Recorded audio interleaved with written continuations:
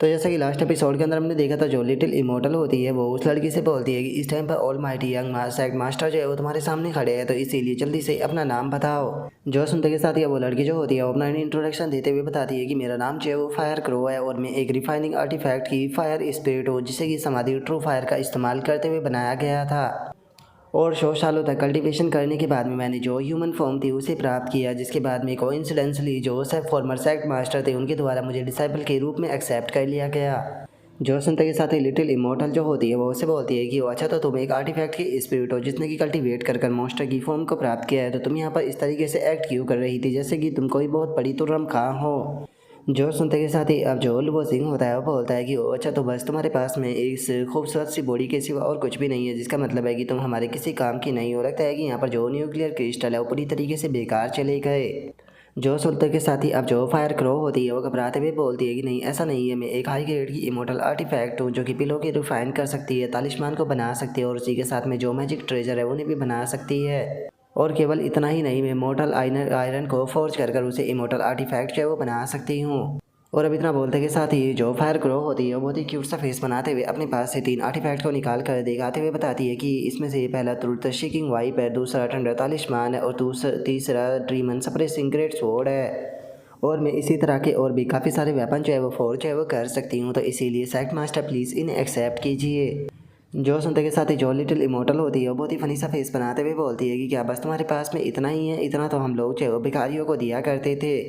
जो सुनते के साथ ही लुओ सिंह जो होता है वो भी फनी सा फेस बनाते हुए बोलता है कि ऐसा लगता है कि हम लोगों के किस्मत में मिलना जो है वो नहीं लिखा है, तो इसीलिए शायद तुम्हें गुड बाय बोलने का टाइम आ चुका है। जो सुनते के साथ ही तो जो फायर ग्रो होती है वो और भी ज़्यादा घबरा जाती है और घबराते हुए बोलती है कि सेक्ट मास्टर प्लीज़ शांत हो जाइए, अगर आप मुझे इनफ स्पिरिचुअल एनर्जी और जो मटेरियल है वो दे देते हैं तो मैं आपके लिए बहुत पावरफुल तालिस्मान पिले और जो मैजिक ट्रेजर है वो बना सकती हूँ। जो सुनते के साथ ही लिटिल इमोर्टल जो होती है वो बोलती है कि मुझे लगता है कि शायद हम लोगों की किस्मत में एक दूसरे के साथ में काम करना नहीं लिखा है। जो सुनते के साथ ही जो फायर क्रो होती है वो घबराते हुए बोलती है कि प्लीज़ प्लीज़ मुझे एक मौका दीजिए, यहाँ पर जितना भी रिफाइनिंग का काम है वो सारा का सारा आप मेरे ऊपर छोड़ दीजिए, मैं सारे को संभाल लूँगी। जो सुनते के साथ ही जो लुओ सिंह होता है वो उससे बोलता है कि क्या सच में, चलो अगर ऐसी बात है तो मैं तुम्हें एक मौका जो है वो देने के लिए तैयार हूँ। और अब उसके इतना बोलते के साथ ही हम थोड़ी देर बाद का सीन देखते हैं, जहाँ पर कि लुओ सिंह जो होता है वो वापस से पैलेस पर आ जाता है। वहाँ पर आकर अपने पास से जो क्रिस्टल होते हैं वो निकाल कर उस फायर क्रो को देते हुए उसे बताता है कि फायर क्रो ये स्पिरिचुअल एनर्जी से भरे हुए क्रिस्टल है।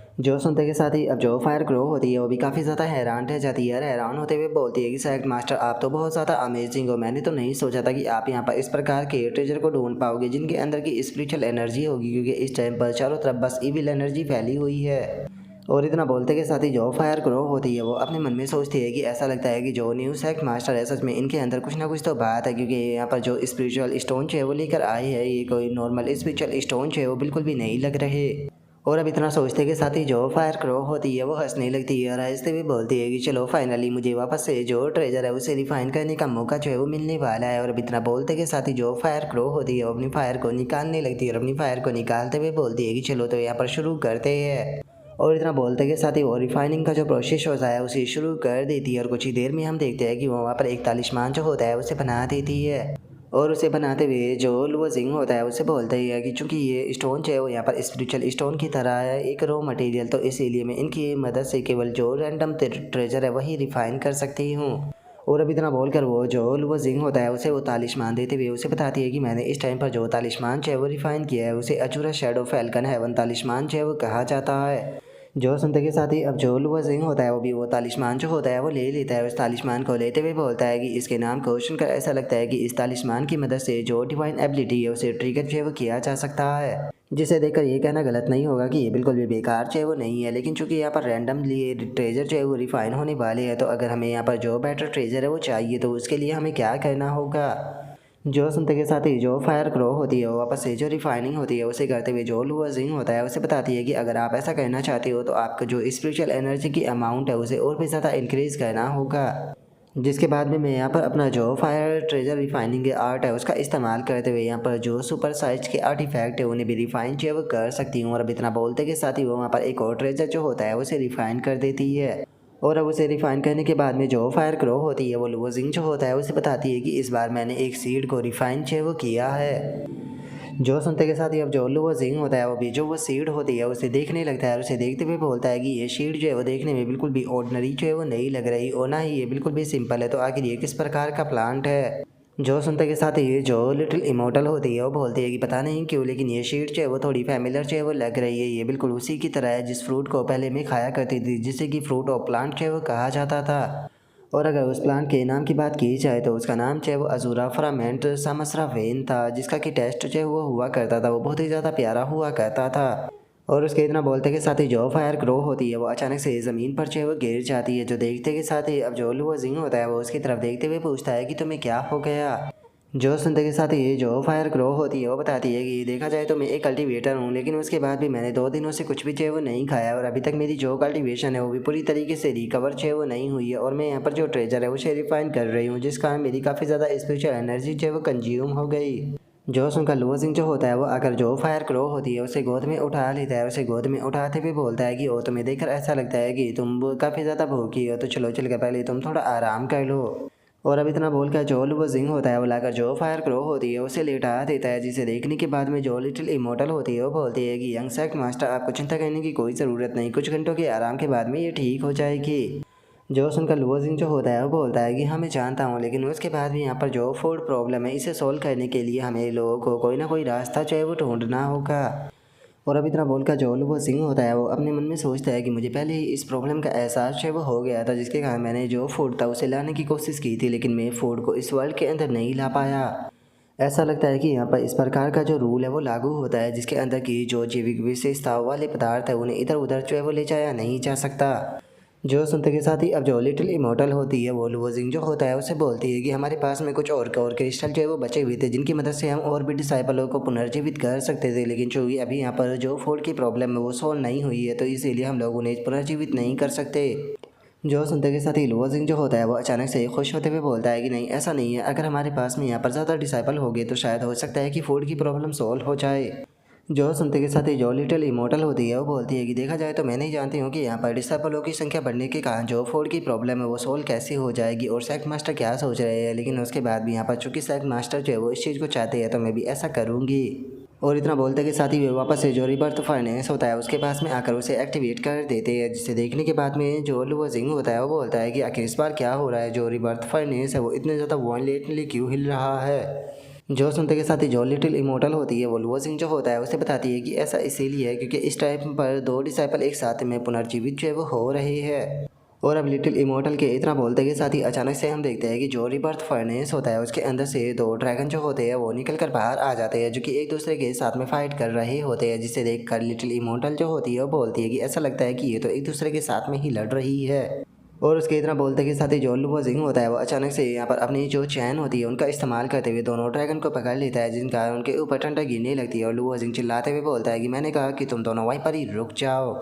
और अब लुओजिंग के इतना बोलते के साथ ही जो दोनों ड्रैगन होती है वो लड़ना बंद कर देती है और जो उनकी ह्यूमन फॉर्म होती है उसके अंदर आ जाती है, जहाँ पर कि हम देखते हैं कि दोनों ही ड्रैगन देखने में बहुत ज़्यादा खूबसूरत होती है। और तभी जो फायर ग्रो होती है वो भी गुस्से में वहाँ पर आ जाती है और वहाँ पर आकर चिल्लाते हुए बोलती है कि आखिर यहाँ पर इतना ज़्यादा शोर जो है वो कौन मचा रहा है, क्या तुम लोग मुझे सोने भी नहीं दे सकते हो। और अब इतना बोलते के साथ ही जो फायर ग्रो होती है वो जैसे ही दोनों ड्रैगनों को देखती है तो बहुत ज़्यादा खुश हो जाती है और खुश होते हुए बोलती है कि अरे यकीन नहीं होता कि ये तुम हो। जो सुनते के साथ ही लुओजिंग और जो लिटिल इमोर्टल होती है वो उनकी उससे देखते हुए पूछते हैं कि क्या तुम इन दोनों को जानती हो। जो सुनते के साथ ही जो फायर ग्रो होती है वो मुस्कुराते हुए बोलती है कि हाँ बिल्कुल, ये दोनों जो है वो ड्रैगन क्लैन की फेमस सिस्टर ब्यूटी है, जिन्हें की पास्ट में सबसे खूबसूरत ड्रैगन लड़कियों के रूप में जाना जाता था। इसमें से जो बड़ी सिस्टर है उसका बात की जाए तो उसका नाम जो है वो चैंग मिंग है, और वहीं जो यंगर सिस्टर है उसकी बात की जाए तो उसका नाम जो है वो चैंग लू है। पास्ट में ये दोनों ही सेक्ट की डिसाइपल हुआ करती थी और ये दोनों बिल्कुल फायर और वाटर की तरह थी। यकीन नहीं होता कि आपने यहाँ पर 2 जन्मजात की जो एनिमी है उन्हें एक साथ में ही पुनर्जीवित जो है वो कर दिया है। तो चलो मुझे लगता है कि यहाँ पर हमें इनकी एक और फाइट जो है वो करानी चाहिए ताकि पता चल सके कि यहाँ पर विनर जो है वो कौन होगा। जो सुनते के साथ ही वे दोनों ड्रैगन जो होती है वो चिल्लाते हुए उसे बोलती है कि तुम चुप हो जाओ। और उसके इतना बोलते के साथ ही जो लाल बालों वाली ड्रैगन होती है उसका नाम चैंग मिंग होता है और जो वाइट बालों वाली ड्रैगन होती है उसका नाम जो है वो चैंग लुओ होता है।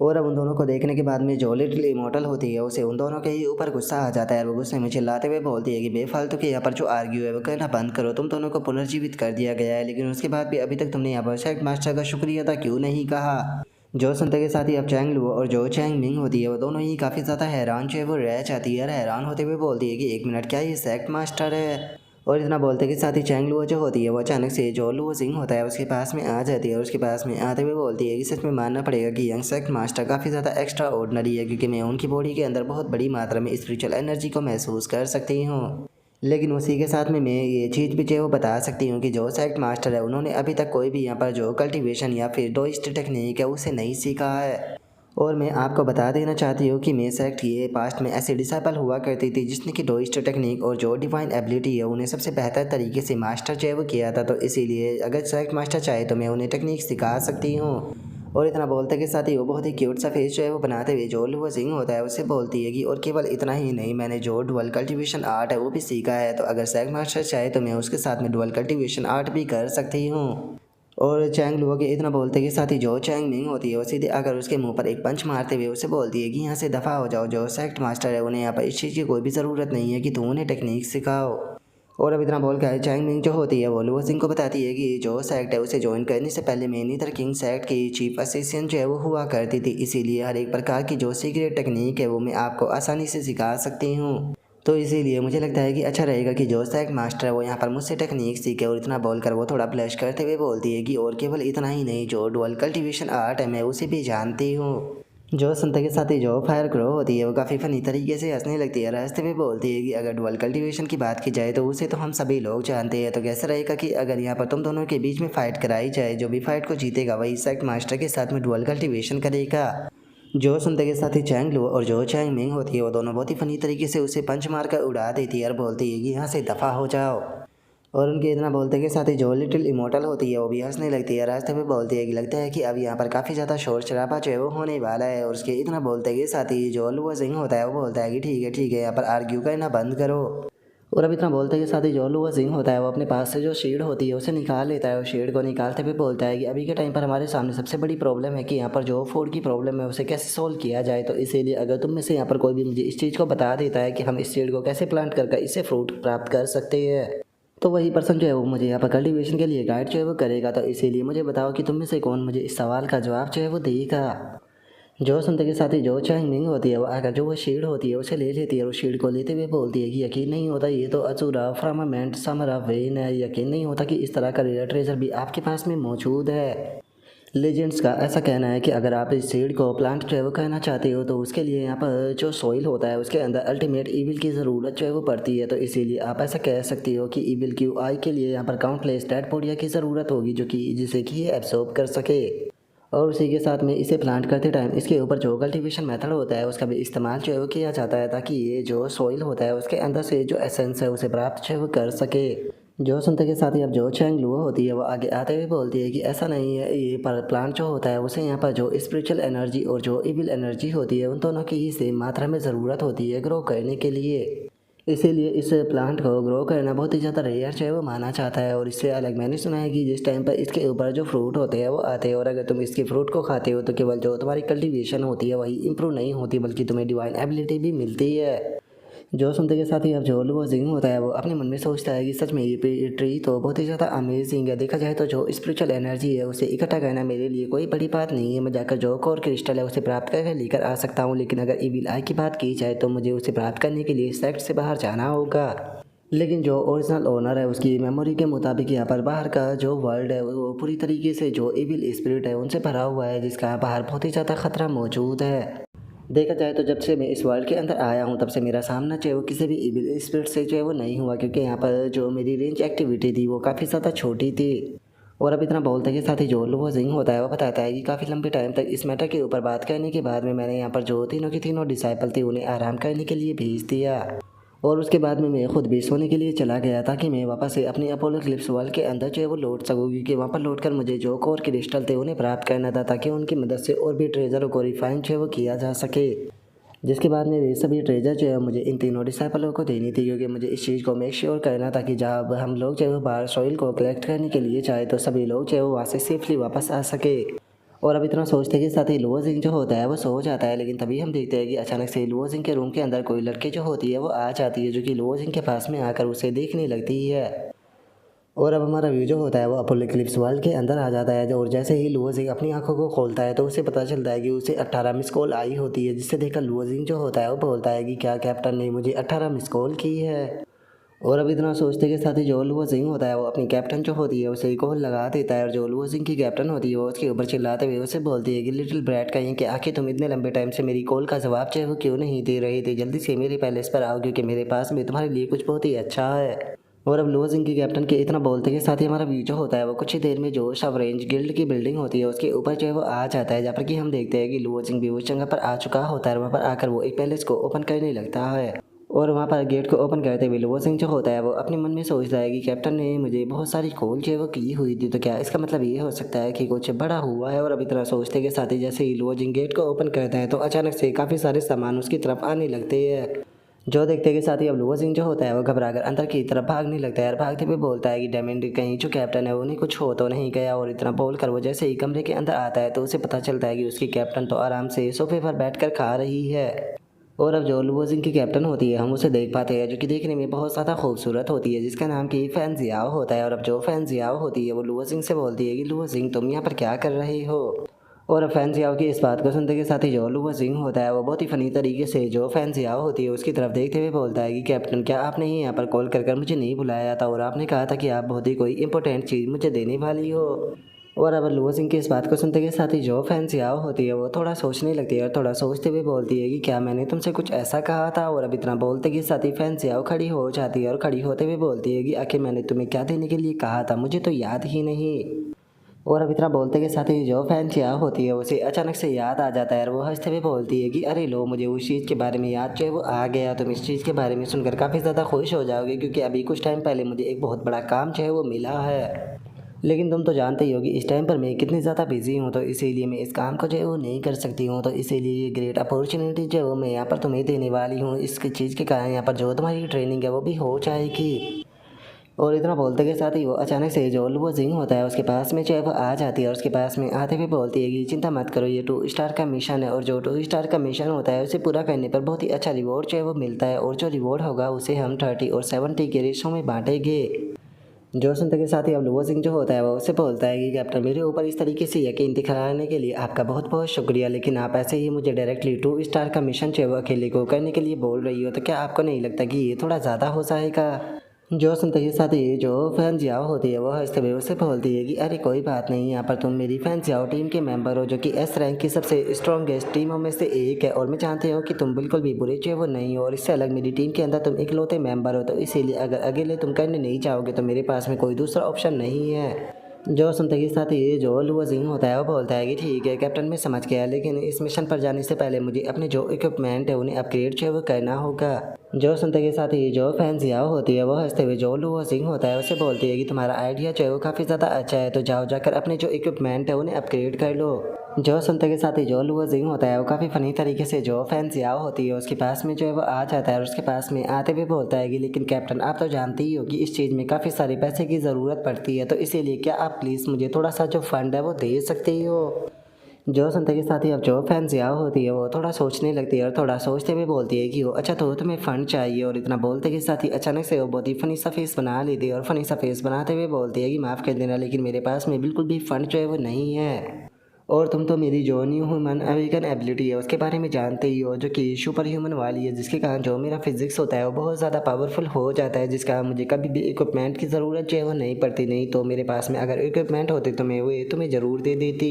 जो सुनते के साथ ही जो लुओ जिंग होता है वो फैंजियाओ से बोलता है कि कैप्टन, आप यहाँ पर जो सवेंजर गिल्ड है उसके 5 किंग रैंक सवेंजरों में से एक हो, और मैंने सुना है कि जो किंग रैंक के सवेंजर होते हैं उन्हें जो गिल्ड होती है वो काफ़ी अच्छी सैलरी जो होती है वो मंथली प्रोवाइड कराती है, और आप तो अपने लिए इक्विपमेंट भी बाय जो है वो नहीं करती हो, जिसका मतलब है कि आपके पास में काफ़ी सारे पैसे होंगे, तो आप उन्हीं पैसे में से मुझे थोड़े इक्विपमेंट जो है वो बाय कर क्यों नहीं दे देती हो। जो सुनते के साथ ही फैंजियाओ जो होती है वो एक लंबी सांस लेते हुए बोलती है कि लुओ जिंग, तुम पहले की तरह आज भी बहुत ही ज़्यादा मासूम हो। मैं जानती हूँ कि यहाँ पर जो रियल वर्ल्ड के इक्विपमेंट होते हैं उन्हें मुझे ख़रीदने की कोई ज़रूरत जो है वो नहीं पड़ती, लेकिन अगर गेम के जो इक्विपमेंट है उनकी बात की जाए तो वो रियल वर्ल्ड के इक्विपमेंट के मुकाबले और भी ज़्यादा महंगे होते हैं। और इससे अलग मुझे हर महीने जो नया गेम होता है वो भी बाय करना पड़ता है, और तुम जानते हो कि यहाँ पर जो गेम होते हैं वो कितने ज़्यादा महंगे होते हैं, जिस कारण मेरी खुद की जो सैलरी होती है वो बहुत ही मुश्किल से इसके लिए इनफ हो पाती है। और तुम तो जानते ही हो कि इस टाइम पर न्यू जनरेशन का जो कंसोल है वो भी रिलीज है वो हो चुका है, जिसे लेकर मैं इस टाइम पर बहुत ज़्यादा परेशान हो गई। पता नहीं मेरे पास में इतना पैसा होगा भी नहीं कि मैं उस न्यू जनरेशन का जो कंसोल है उसे खरीद पाऊँ। और तुम तो जानते ही हो कि यहाँ पर जो न्यू कंसोल है उसका प्राइस जो है वो $3500 जो है वो होने वाला है, इसीलिए मुझे हर हाल में जो वो कंसोल है वो ख़रीदना है। जो सुनते के साथ ही अब जो लुआ जिंग होता है वो फनी सा फेस बनाते हुए अपने मन में सोचता है कि अरे मैं तो ऑलमोस्ट इस चीज़ के बारे में भूल ही गया था कि जो कैप्टन है वो एक हार्डकोर गेमर है, जिसका वो अपने आधे से ज़्यादा पैसा जो होता है वो यहाँ पर गेम में पानी की तरह बहा देती है और बचे हुए पैसे को वो अपने खाने में बहाती है। सच में यकीन नहीं होता कि जो कैप्टन है वो यहाँ पर जो पैसा है उसे गेम के अंदर किस तरीके से बर्बाद जो है वो कर रही है, जिसका मतलब ये साफ है कि मैं यहाँ पर जो कैप्टन है उसके ऊपर जो है वो नहीं रह सकता हूँ। अगर मुझे यहाँ पर पैसे की ज़रूरत है तो मुझे खुद ही इस चीज़ को किसी तरीके से फिगर आउट जो है वो करना होगा। और अब लुओ जिंग के इतना सोचते के साथ ही जो हमारा आज का एपिसोड है वो यहीं पर ही कंप्लीट जो है वो हो जाता है। तो नेक्स्ट एपिसोड के अंदर देखिए कि आगे क्या होता है। अगर आप लोगों को वीडियो अच्छी लगी हो तो लाइक करना, चैनल को सब्सक्राइब करना। मैं मिलता हूँ आप लोगों से नेक्स्ट एपिसोड के अंदर, तब तक के लिए बाय बाय गाइस।